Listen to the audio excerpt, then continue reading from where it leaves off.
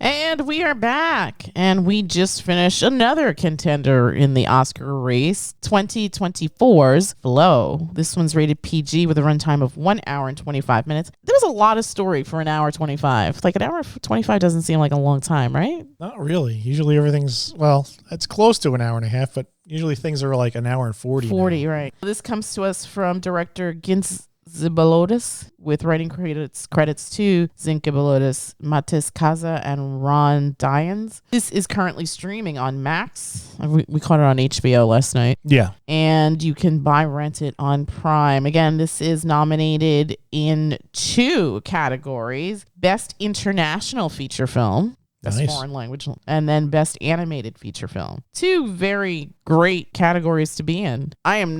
I think they're both really strong, but I think that that animated category is really it's a tough one this year. We haven't seen 2 of the 5 films, but we've seen 3, and they're all pretty spectacular. Mm-hmm. But getting back to this one, this is a dialogue-free film. This is, according to IMDb, Cat is a solitary animal, but as his home is devastated by a great flood, he finds refuge on a boat populated by various species and will have to team up with them despite their differences. That's a good synopsis. It's a pretty spot on synopsis. I feel like it's like the start of a joke. A cat, a lab, a capybara, and a lemur come into a bar. Yeah.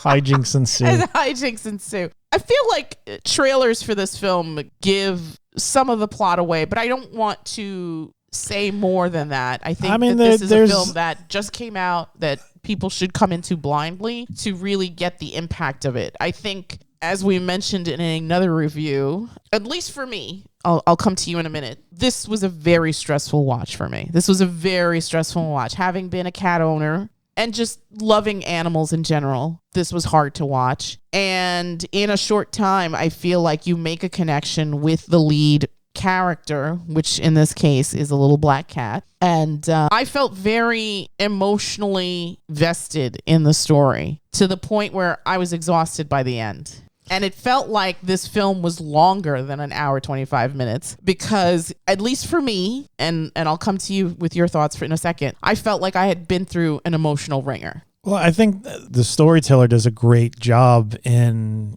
getting us emotionally attached to this cute little black cat very early on, with within the first couple of minutes, just through the way it's animated, through its eyes, especially its eyes. It's very expressive eyes. Come on, the internet was built for cat videos. Yes. We're all watching them. I don't care if you don't like cats. Yes, even if you're a dog person. You've seen cat videos. You've seen how they could be lovely, endearing, psychotic, crazy, evil, just goofy as hell. Yeah. They run the entire gamut. Yeah. And he really got, not to cut you off, but he really got like the movements, like the fear and the, everything. Like watching the film, we have been owners of cats in our life together. Many times over. And I'm not going to lie to you. I think that was another reason why I think it really shook me, I think. This experience, because I thought of all of our cats. Yeah, especially Spike, who looked a lot like this cat, but just all of them. Zeke, who left us last, Pazuzu, who left us first, and my other baby, Iggy. Yeah.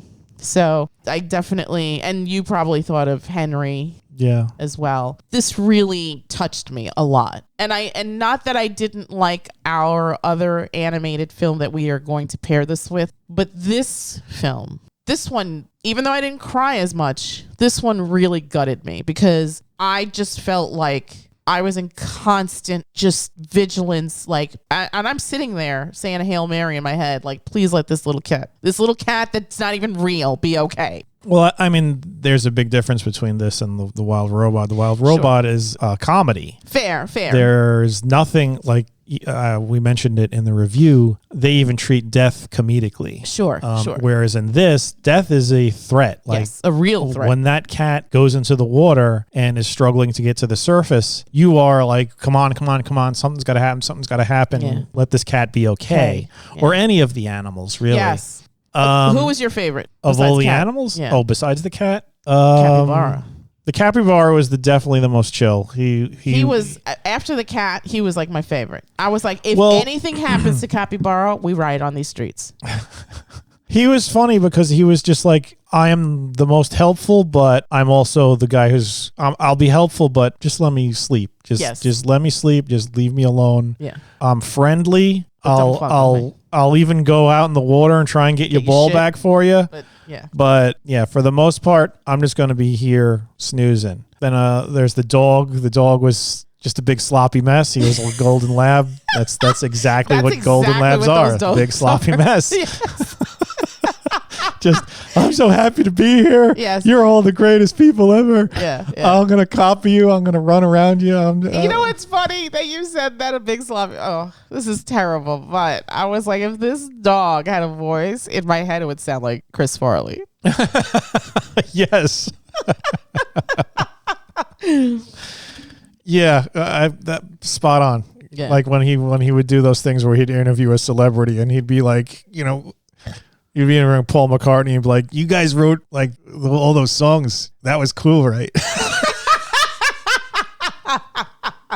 But yeah, and then there's the lemur. Probably the lemur was probably my least favorite. Yeah, same. I mean, outside of the dog pack. The dog pack were just jackasses. Yes.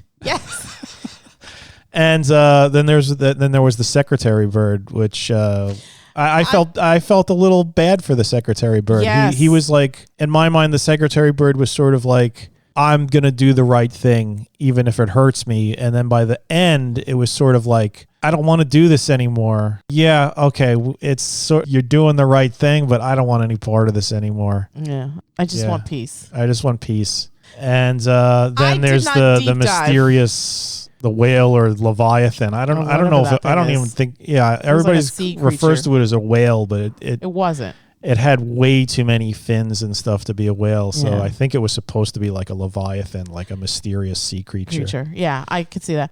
I don't think we should give too much of it away, but you and I will have to discuss offline the ending because I'm still kind of perplexed by it. I wanted time to sit and really think about it, and I'm still not 100% clear on what happened at the end there. But that aside, this is still definitely a film to watch. I think the storytelling experience is singular because, again, this is a dialogue-free film. So you as an audience have to pay attention. You have to participate. You have to be engaged in this. And why wouldn't you be? I think from out of the gate, you have stakes in this game. It's one thing after another, and it doesn't stop. And there were points where I literally felt my stomach I'm going to throw up. That's how tense my stomach got.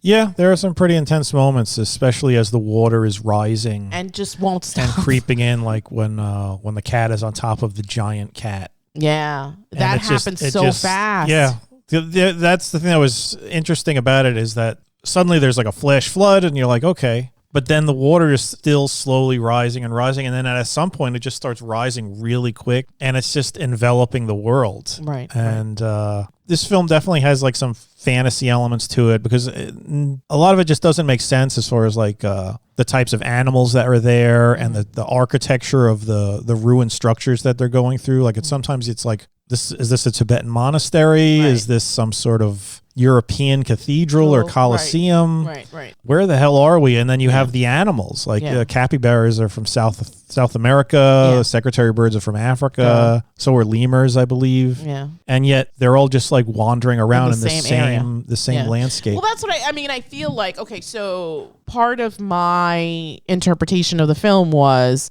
obviously messaging about the environment and stuff like that. So I think that these floods have basically made it so that these animals all commingle now instead of being in these disparate places. Which was also a theme in The Wild Robot as well. Yes, as well. So there's that part of it, but I also felt like, again, just my interpretation, I think that we've had these fantastical weather events that have pretty much decimated humanity.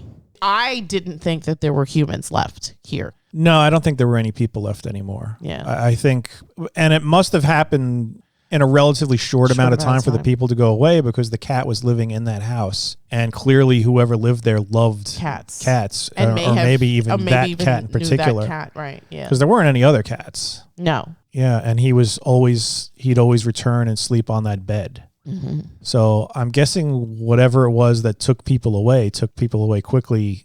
And it must have been outside of a flood or something because people were just gone. Yeah. And like I said, like this definitely has a lot of fantasy because the animals are cooperating with one another, right? Even though the outside of them being completely geographically impossible to be next to, they're cooperating with each other. They're manually operating, like they were steering that boat. Yeah. Another thing, there were boats everywhere. Yeah. Like the dog pack originally had their own boat. I don't know what they did with it, but and then when they get to like the final destination, there's just like thousands of just wrecked boats everywhere. Yeah. So it's sort of like, I wonder if people were trying to escape, and then because sometimes like I don't know if it was because of the Leviathan or just a force of nature where like water would just come and just envelop. So from that vantage point, I don't know. I felt like the end of the world happened and it was a weather related occurrence. I mean, possibly, or end of humanity, I should say. It's not end of the world. You just don't know. And there was definitely, like I said, some fantasy mystical elements. Mm-hmm. I mean, look at the Leviathan. Not only the Leviathan, a mythical creature, but also at the top of the highest spear, the event that happened there. Right, which we won't mention. But something definitely happened there that was not normal. Would not happen in a boring, mundane reality. This was some sort of fantasy, and the fact that the animals were operating machinery to a degree, and also in their own way almost communicating with each other. They were communicating. That, I think that was like part of the message of the film, was the cat learning to not be terrified of everything, to realize that I can't do this alone. I need the help of these other people and all these other animals. They each brought something to the table. Right? Yeah. And they formed their own community. They were assisting each other, and on that boat, they were a team. They did better than the dogs did. Yeah. The dogs ended up trapped in that one area because they're dumbasses. Yeah. They were working together, and that's another thing that's interesting about it. It makes you think. It makes you wonder about like what's going on in this world that these animals are living in, beyond like where do the people go? Like, where are they? What is this strange hodgepodge of architecture and species and all sorts of other stuff? Yeah. And it looks nice, which is, from what I've read, it's amazing, because when you're thinking of animated pictures and stuff, I mean, they're using all sorts of software and some of it's not even commercially available. Like Pixar has their own proprietary engines, and I'm sure Disney has their stuff. Sure. And this was all made, from what I understand, it was made on Blender. Which is a open source thing that anybody could download for free. And I mean, you could see it in some aspects. The models, they're not as detailed and pristine as something you'd see in like the Wild Robot or anything like that, but they're still rendered very nicely, gorgeous. Yeah. And they're not trying to do like, oh, we're going to color in every follicle of hair on this dog's head. It's no, we're getting it good enough where it's a dog. It's a dog. It's the shading is right, but it's not. You're not going to see every hair. Yeah, you're not gonna blow away anybody, technically speaking. Yeah. As far as like technical abilities. And I think that's fine. But it's fine. Yeah, the main thing that matters. The main thing that matters is the emotion that's coming through in these characters, and they do a great job, especially with the cat. Yeah. Especially, just with his eyes. Yeah. Yeah. There's so much emotion in those cat's eyes, and I mean, we've had cats. We know that sometimes. 90% of the time, they're just looking at you like they're pissed. Yeah. But this was like really well done, to the point where you saw the cat's fear, you saw the cat rubbing up against things, being as happy as you can be in a weather-related apocalypse. Yeah, and the way its pupils would narrow or get wide, it was great. Seriously, taking to accomplish so much with tools that anybody could use. Right. That's inspiring. Yeah, absolutely. Film majors, get on this, absolutely. And from a storytelling perspective too. I think it works. I mean, there's literally no dialogue. There's sound. There's literal animal sounds. That's it. There's sound and there's music, which I think even give more of an impact, because you can absolutely, through the use of music and sound, create this underlying story with the visuals that are happening. And I think that the filmmaker does that really, really well here. Yeah. Any other thoughts? How would you stack this, in your opinion, against Wild Robot, which we also saw?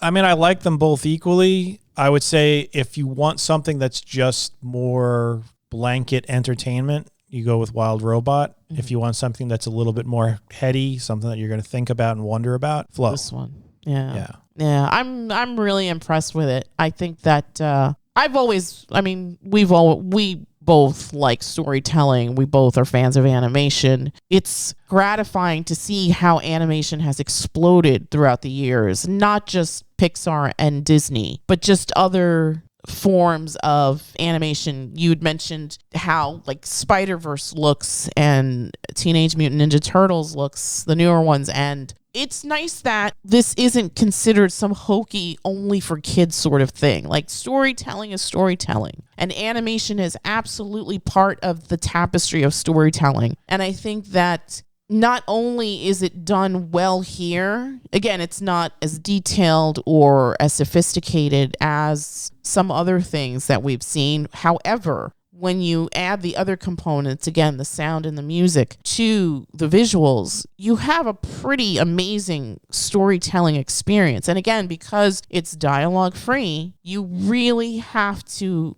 be engaged in this storytelling experience. And that's what elevates it, at least for me. More. You can't be looking at your phone while you cannot look at your phone. I mean, you can, but you're going to miss so much. Yeah, like every picture, every bit of the movement and the way everything looks on the screen is important. You can't just like be like, whatever. Yeah, I mean, you may miss a glance or a look or something in the background, right? Because all of those, when you don't have any dialogue, all these other things, you can't rely on the dialogue to explain. Like, look over there. No, you have to look over there because you just have to. I also just getting back to waxing poetics about animation.